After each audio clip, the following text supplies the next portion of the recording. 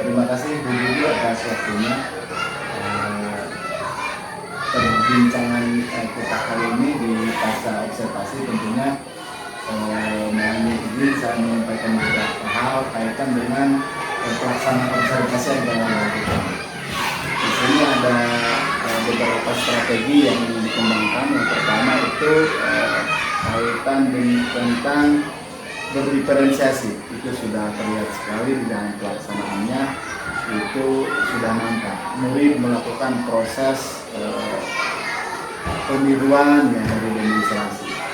Di KSE-nya juga sudah nampak bahwa siswa itu mulai berelasi dengan temannya, di manajemen dirinya juga sudah nampak. Di diskusi kelompok itu terlihat siswa juga aktif. Di pengamatan, siswa mengamati kata dan suku kata yang menirukan dirinya. Ini berdasarkan di strategi awal bahwa Ibu Juji itu menggunakan metode demonstrasi juga penugasan. Anak-anak terlihat antusias di dalam penugasan melaksanakan tugas. Yang terakhir di ice breaking-nya juga tadi anak-anak terlihat begitu semangat ya ketika dia mulai lelah mengamati pembelajaran menggunakan ice breaking. Sepertinya anak itu kembali happy, kembali senang dari itu. Beberapa catatan yang bisa saya amati dari observasi. Adapun nih dari hasil pembelajaran tadi kan Ibu Didi pasti merasakan beberapa peristiwa. Mungkin ada peristiwa yang sesuai dengan harapan ekspektasi atau ada yang tidak sesuai, baik itu kaitan dengan modul ajarnya atau reaksi siswa dalam pembelajaran. Apalagi kan di diferensiasi ini kita harus mengakomodir beberapa kemampuan siswa yang berbeda. Nah, kira-kira nih pembelajaran yang telah dilakukan di Juju bagaimana tentang siswa yang berdiferensiasi itu? Ya baik, kan di awal saya membuat modul ajar itu modul ajar berdiferensiasi, yaitu saya sudah mengelompokkan berdasarkan pemahaman tentang pemahaman siswa terhadap pembelajaran. Itu saya mengategorikan tiga kelompok. Yang pertama di sini ada siswa yang tentang belajarnya itu terbilang tinggi ya. Kemudian yang keduanya ada siswa yang tentang belajarnya sedang. Yang ketiganya ada tentang belajar yang saya nilai rendah gitu ya. Jadi saya sudah mengelompokkan ke dalam tiga kelompok itu gitu. Terus untuk perlakuannya sendiri itu bagaimana, terutama di dalam penugasan kaitan dengan diferensiasi kecepatan belajar itu? Jadi berkaitan dengan produk ya, berkaitan dengan penugasan yang saya berikan kepada siswa, tentunya berkaitan dengan produk. Jadi untuk siswa yang masuk kategori tentang belajarnya tinggi, khususnya dalam membaca kosakata, saya lebih memberikan tugas kepada siswa tersebut dengan cara siswa tersebut harus membaca secara langsung gitu, tanpa mengeja gitu. Sementara untuk siswa yang saya kategorikan tentang belajarnya sedang, saya saya lihat itu tadi berdasarkan kata. Ya, mungkin siswa akan lebih saya tugaskan dengan membacanya dengan cara mengeja berdasarkan suku kata. Kemudian untuk yang tentang belajarnya saya kategorikan masih rendah, saya menugaskan kepada mereka, saya memberikan tugas itu dengan cara siswa itu saya berikan tugas menebalkan huruf. Nah, dengan cara menebalkan huruf ini saya yakini gitu siswa tersebut akan lebih mengingat ya lebih. Nah, selain itu juga mungkin yang saya terapkan ini siswa yang kategorikan pembelajarannya masih rendah, ini harus menirukan apa yang saya ucapkan, kemudian mereka menirukan apa yang saya ucapkan. Menurut Bu Juju, apakah pembelajaran ini sudah sesuai dengan apa yang diinginkan oleh Bu Juju?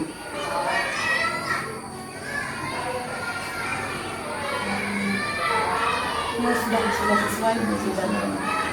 Baik, yang terakhir nih Bu Juju, kira-kira tindak lanjut ya, pembelajaran yang seperti apa yang akan Bu Juju lakukan agar pembelajaran itu lebih berpihak pada murid ya. Kira-kira pembelajaran seperti apa yang depannya?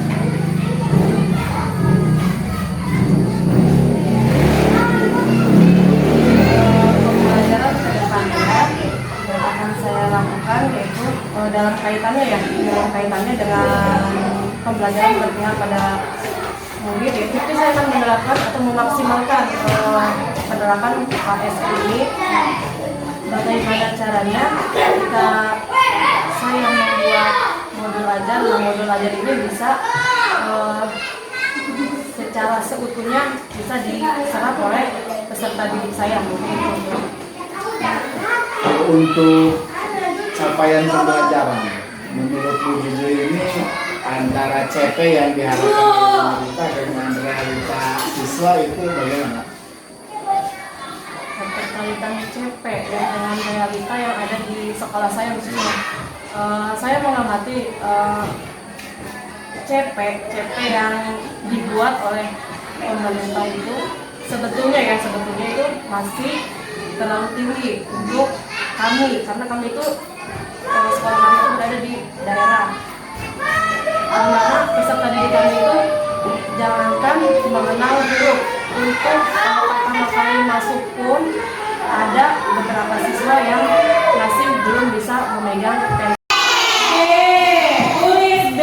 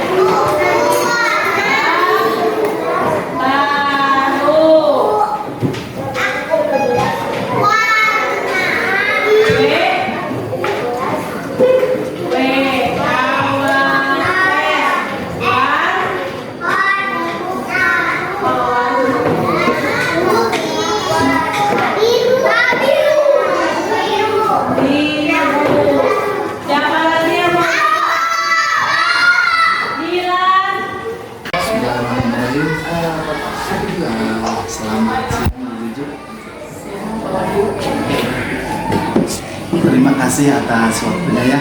Mohon maaf ini jam setelah mengajar ini biasanya sudah lelah ya. Jadi dari pagi sampai siang kita berhadapan dengan anak-anak.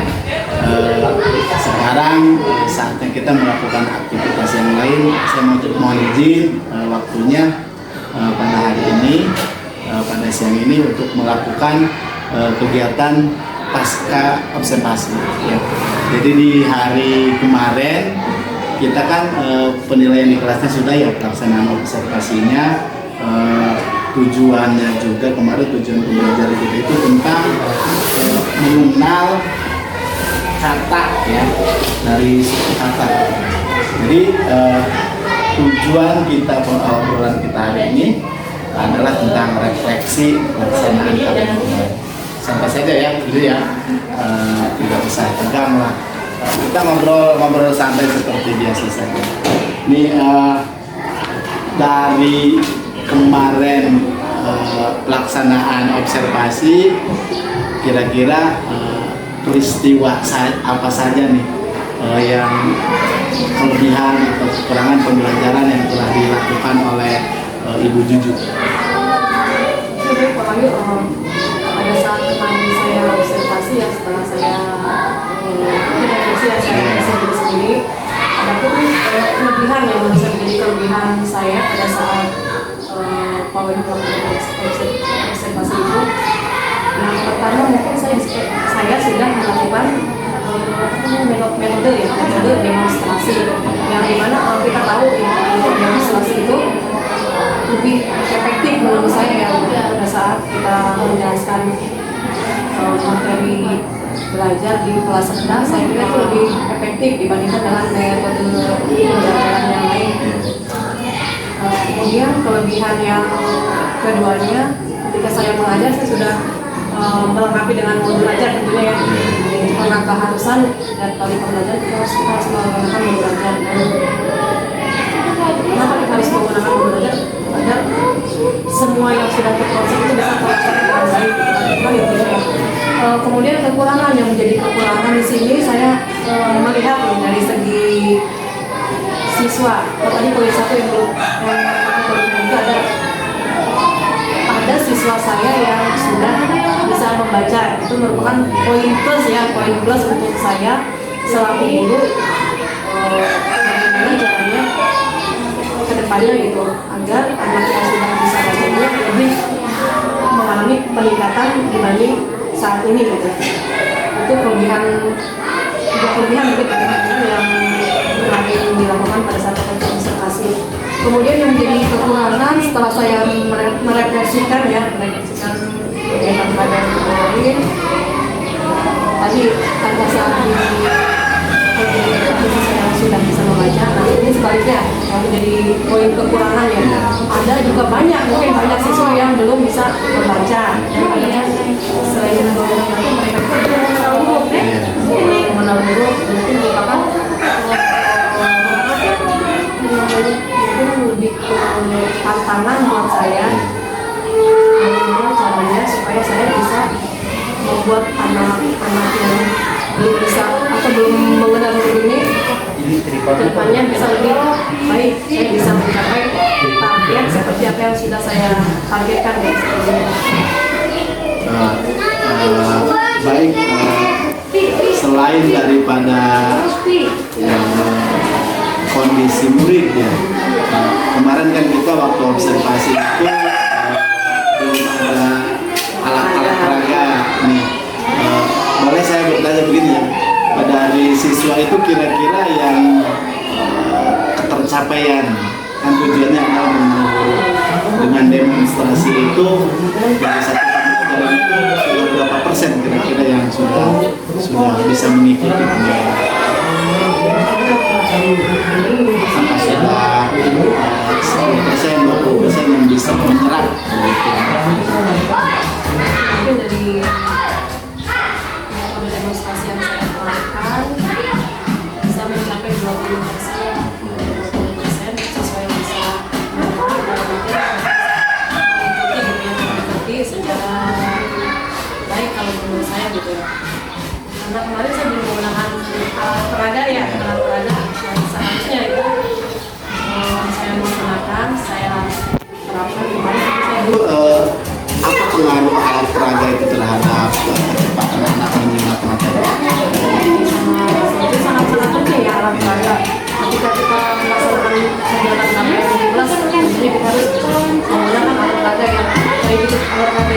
misalnya semacam video, media elektronik atau misalkan media cetak, itu bisa lebih mudah diserap berdasarkan dari kualitas pendapat siswa itu akan lebih baik menurut saya. Karena saya tidak membuat yang tidak membuat bagaimana saya kan itu bisa mencapai namanya persen. Terus apakah ada misalkan sarana lain yang menuju ini untuk lebih berkaitan dengan sarana dan prasarana, sebetulnya saya mau menunjukkan tim fokus itu ada di setiap kelas gitu. Jadi pada saat kita pelaksanaan, kalau khususnya kegiatan KBM saja kita tidak harus bergantian.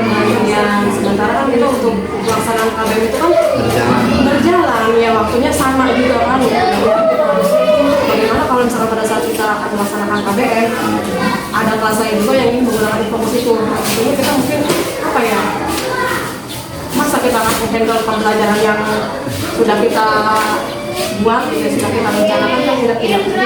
Mungkin masukan saja untuk sarana dan prasarana itu satu fokus ya, harus ada yang fokus di setiap kelas. Kemudian saya minta lagi untuk alat apa ya, mic ya, mic. Oh iya, betul. Saya diingatkan. Kelihatannya kalau mengajar kelas 1 itu karena suaranya harus didengar semua capek sekali. Bagaimana perasaan Bu Gigi? Mungkin ada sedikit juga capek karena energi terkuras menurut saya. Kalau mengajar di kelas bawah itu yang sudah di kelas 1 energi cepat terkuras dibandingkan dengan kita mengajar di kelas atas. Itu menurut saya ya, karena saya sudah pernah ditempatkan di kelas atas dan sekarang ditempatkan di kelas bawah, jadi ada perbandingan yang menurut saya ya itu seperti itu gitu. Makanya kita suara yang terus mengeluarkan gitu, supaya terdengar, supaya anak itu bisa mengikuti gitu, mengikuti arahan dari kita. Tadi yang salah satu mungkin dari kekurangan di alat peraga. Tadi Ibu Juju kan bilang alat peraga itu sangat membantu. Di kelas 1 sekarang kan masih pengenalan huruf ya. Kira-kira rencana Ibu Juju nih kaitan dengan kartu huruf itu seperti apa? Apakah mau membuat sendiri, membeli huruf-huruf atau mainan-mainan seperti puzzle begitu, bagaimana? Untuk kartu huruf sendiri karena di sekolah ya sudah ada, karena saya paling lupa membawa.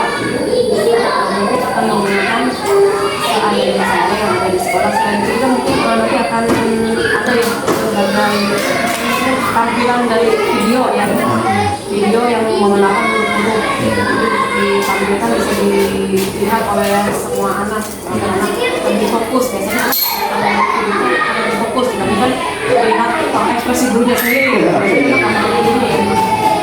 Jadi berarti selain dari kartu huruf itu juga pembelajaran akan dilakukan menggunakan video pembelajaran. Nah, baik, sangat luar biasa sekali. Nah, kira-kira nih rencana yang Ibu Juju sampaikan ini akan dilaksanakan mulai kapan? Tapi kan kita juga kayak tadi itu di kelas kan Ibu Juju butuh mengenal suara ya.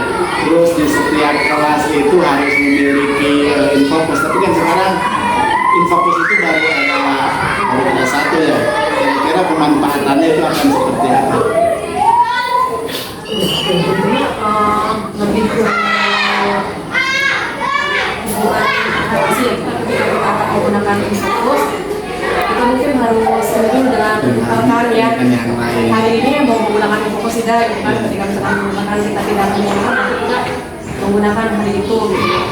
Mungkin itu lebih ke saja mungkin lebih ke pengaturan waktu. Nanti tadi yang dapat saya simak bahwa pembelajaran tadi menggunakan kartu huruf, menggunakan video itu akan secepatnya dilaksanakan.